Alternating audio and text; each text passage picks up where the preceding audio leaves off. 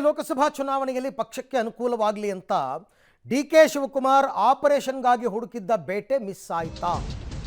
ಸ್ವಪಕ್ಷೀಯರೇ ಇದಕ್ಕೆ ವಿರುದ್ಧವಾಗಿ ನಿಂತರ ಅಂತ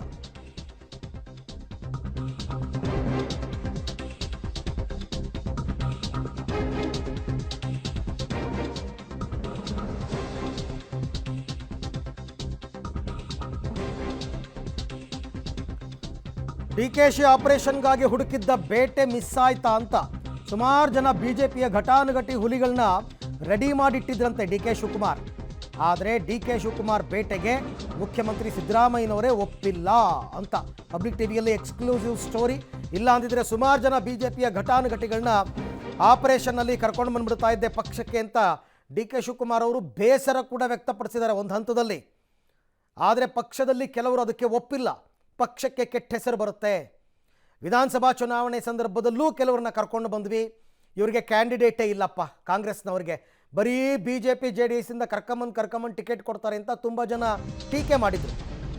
ಸೊ ಹೇಳ್ಕೊಂಡಿದ್ದಾರೆ ಡಿಕೆ ಶಿವಕುಮಾರ್, ಆಪರೇಷನ್ ಹಸ್ತಕ್ಕೆ ನಾವು ಸಿದ್ಧರಿದ್ವಿ, ಒಳ್ಳೆಯ ಹುಲಿಗಳೇ ಇದ್ವು, ನಮ್ಮವರೇ ಕೆಲವರನ್ನ ಕರೆತರಲು ಒಪ್ಪಲಿಲ್ಲ ಅಂತ.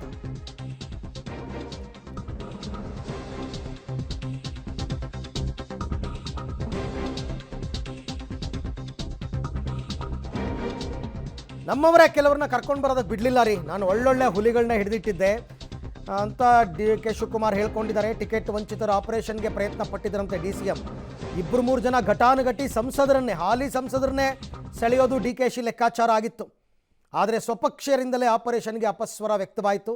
ಹೀಗಾಗಿ ಕೊನೆಗಳಿಗೆಯಲ್ಲಿ ಆಪರೇಷನ್ ವಿಫಲವಾಯಿತು. ಅದೂ ನಿಜನೇ, ಸ್ವಪಕ್ಷದಲ್ಲೇ ಟಿಕೆಟ್ ಕೊಟ್ಟರೆ ಒಬ್ರಿಗೊಬ್ರು ಕಿತ್ತಾಡ್ಕೋತಾ ಇದ್ದಾರೆ, ಒಬ್ರಿಗೊಬ್ರು ಗೊಂದಲ ಎಬ್ಬಿಸ್ಕೊಂಡಿದ್ದಾರೆ, ಒಬ್ರಿಗೊಬ್ರು ಭಿನ್ನಾಭಿಪ್ರಾಯ ಇಟ್ಕೊಂಡಿದ್ದಾರೆ. ಇನ್ನು ಬೇರೆ ಪಾರ್ಟಿಯಿಂದ ಕರ್ಕೊಂಬಂದು ಅವ್ರಿಗೆ ಟಿಕೆಟ್ ಕೊಟ್ಟರೆ ಪಕ್ಷಕ್ಕೋಸ್ಕರ ದುಡ್ದವ್ರು ಎಲ್ಲಿಗೆ ಹೋಗಬೇಕು? ಇದು ಕಾಂಗ್ರೆಸ್ಗೂ ಅನ್ವಯ ಆಗುತ್ತೆ, BJPಗೂ ಅನ್ವಯ ಆಗುತ್ತೆ.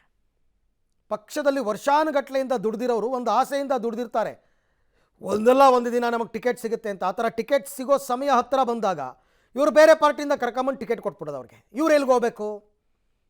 ಅದು ಸರಿಯಲ್ಲ. ಬಟ್ ಗೆಲ್ಲೋ ಕ್ಯಾಂಡಿಡೇಟ್ಗಳು ಮಿಸ್ ಆದವು ಅಂತ ಡಿಕೆ ಶಿವಕುಮಾರ್ಗೆ ಬೇಸರ.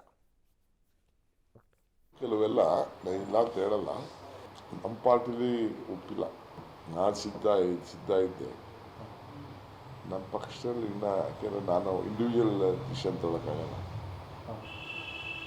ಸೊ ನಮ್ಮ ಪಾರ್ಟಿ ಮುಖ್ಯಮಂತ್ರಿಗಳು ಬೇಡ, ಮುಖ್ಯಮಂತ್ರಿ ಅಲ್ಲ, ಇನ್ನು ಬೇರೆಯವರೆಲ್ಲ ಇದ್ದರು, ಎಲ್ಲ ಒಳ್ಳೆಯ ಹುಲಿಗಳೇ ಇದ್ದರು ನಮ್ಮ ಹತ್ರ. ಆಮೇಲೆ ಎಲೆಕ್ಷನ್ ಮಾತಾಡೋಣ. ರೂಲಿಂಗ್ ಗೌರ್ಮೆಂಟ್ ಅವರು ಅವ್ರಿಗೆ ಅನುಕೂಲ, ಅವ್ರ ಪ್ರವಾಸ ಏನೇನು ಶೆಡ್ಯೂಲ್ ಕೊಟ್ಟಿರ್ತಾರೋ ಆ ರೀತಿ ಆಗಿರ್ತದೆ. ನಾವು ಯಾವಾಗಲಾಗಲಿ ಎದುರಿಸ್ಬೇಕು. ಎಲೆಕ್ಷನ್ ಆದಮೇಲೆ 1.5 ತಿಂಗಳು ಕೋಡ್ ಆಫ್ ಕಂಡಕ್ಟ್ ಇದ್ದೇ ಇರ್ತದೆ. ನಮಗೆ ಲಾಸ್ ಆಗ್ಬೋದು, ಬಟ್ ನಾವು ವಿಧಿ ಇಲ್ಲ, ಸೊ ನಾವು ಎದುರಿಸ್ತೇವೆ.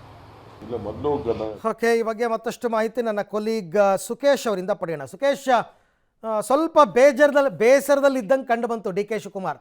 ಅಂದರೆ ಸ್ವತಂತ್ರವಾಗಿ ನಾನೊಬ್ಬನೇ ಎಲ್ಲ ಡಿಸಿಷನ್ ತೊಗೊಳಕ್ಕಾಗಲ್ಲ, ನಮ್ಮ ಪಾರ್ಟಿನಲ್ಲಿ ಕೆಲವರು ಒಪ್ಪಲಿಲ್ಲ, ಒಳ್ಳೊಳ್ಳೆ ಹುಲಿಗಳನ್ನೇ ಕರ್ಕೊಂಬರ್ತಿದ್ದೆ ಅಂತ ಹೇಳ್ತಾ ಇದ್ರು. ಯಾರಿಗೆ ಇವರು ಆಪರೇಷನ್ ಮಾಡೋದಕ್ಕೆ ರೆಡಿಯಾಗಿದ್ದರು, ಯಾರು ಒಪ್ಪಲಿಲ್ಲ ಅಂತ? ಅರವಿಂದ್, ಒಂದು ಸ್ಪಷ್ಟ, ಈ ಬಾರಿ BJP ಸಾಕಷ್ಟು ಬದಲಾವಣೆಗಳನ್ನಂತೂ ಮಾಡಿದೆ, ಹೊಸ ಎಕ್ಸ್ಪೆರಿಮೆಂಟ್ಗಳನ್ನ ಮಾಡಿದೆ. ಸಾಕಷ್ಟು ಹಾಲಿ ಸಂಸದರಿಗೆ ಟಿಕೆಟ್ ಮಿಸ್ ಆಗಿದೆ. ಕಾಂಗ್ರೆಸ್ಗೂ ಕೂಡ ಕೆಲವು ಕಡೆಗಳಲ್ಲಿ ಸೂಕ್ತವಾದ ಅಭ್ಯರ್ಥಿಯ ಕೊರತೆಯನ್ನು ಎದುರಿಸ್ತಾ ಇತ್ತು. ಯಾಕಂದರೆ ಕಳೆದ ಬಾರಿ 28ರಲ್ಲಿ ಕೇವಲ 1 ಸ್ಥಾನವನ್ನು ಮಾತ್ರ ಕಾಂಗ್ರೆಸ್ ಗೆದ್ದಿತ್ತು. ಹಾಗಾಗಿ 27 ಕಡೆಗಳಲ್ಲಿ ಸೂಕ್ತ ಅಭ್ಯರ್ಥಿ ಯಾರು ಅಂತ ಹುಡುಕುವಂಥ ಸಂದರ್ಭದಲ್ಲಿ ಕೆಲವು ಕ್ಷೇತ್ರಗಳಲ್ಲಿ ಇರಲಿಲ್ಲ. BJPಯ ಟಿಕೆಟ್ ಮಿಸ್ ಆಗ್ತಾ ಇದ್ದಂತೆ ಕೆಲವರನ್ನು ಸಂಪರ್ಕಿಸುವ, ಕನಿಷ್ಠ 3ರಿಂದ 4 ಹಾಲಿ BJPಯ ಸಂಸದರನ್ನು ಸಂಪರ್ಕಿಸುವ ಪ್ರಯತ್ನವನ್ನು ಕಾಂಗ್ರೆಸ್ ಪಕ್ಷ ಮಾಡಿದೆ ಅನ್ನುವಂಥ ಮಾಹಿತಿ ಕೂಡ ಸಿಗ್ತಾ ಇದೆ.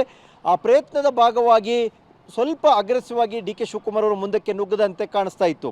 ಆದರೆ ಆಯಾ ಜಿಲ್ಲೆಯ ನಾಯಕರುಗಳು ಸೇರಿದಂತೆ ಪ್ರಮುಖ ನಾಯಕರುಗಳು ಬೇಡ, ಅವ್ರು ಬೇಡ, ಇವ್ರು ಬೇಡ ಅನ್ನುವಂಥದ್ದು, ಅಂದರೆ ಬೇರೆ ಬೇರೆ ಕಾರಣಗಳಿಗಾಗಿ ಅವರು ಇದ್ದಾಗ ಅಲ್ಲಿ ಪ್ರತಿಪಾದಿಸಿದಂತಹ ಸಿದ್ಧಾಂತವನ್ನು ನೋಡಿ ಅವ್ರನ್ನ ಮತ್ತೆ ಇಲ್ಲಿ ಕರೆದುಕೊಂಡು ಬಂದಾಗ ಅದು ಬೂಮ್ರಾಂಗ್ ಆಗಬಹುದು ಅನ್ನುವಂಥ ಲೆಕ್ಕಾಚಾರದಲ್ಲಿ ಎಲ್ಲೋ ಒಂದು ಕಡೆ ಬೇಡ ಅನ್ನುವಂತಹ ಸಲಹೆ ಸೂಚನೆಗಳನ್ನ ಕೊಟ್ಟರು ಅನ್ನುವಂಥದ್ದು. ಅಕಸ್ಮಾತ್ ಪಕ್ಷದ ನಾಯಕರು ಒಪ್ಪಿಕೊಂಡಿದ್ರೆ ಕನಿಷ್ಠ 3-4 ಸಂಸದರನ್ನ ಸೆಳೆಯಲಿಕ್ಕೆ ಬೇಕಾದಂತಹ ಸಾಕಷ್ಟು ಒತ್ತಡದ ಕೆಲಸವನ್ನು ಮಾಡುವಂಥ ಸಾಧ್ಯತೆ ಕೂಡ ಇತ್ತು ಅನ್ನುವಂಥ ಮಾಹಿತಿ ಕೂಡ ಸಿಗ್ತಾ ಇದೆ. ಅರವಿಂದ್, ಥ್ಯಾಂಕ್ ಯು ಸುಕೇಶ್, ತಮ್ಮ ಎಲ್ಲ ಮಾಹಿತಿಗಾಗಿ. ಸೊ ಡಿಕೆ ಶಿವಕುಮಾರ್ ಅವರಿಗೆ ಆ ವಿಚಾರದಲ್ಲಿ ಸ್ವಲ್ಪ ಬೇಸರ ಇದೆ.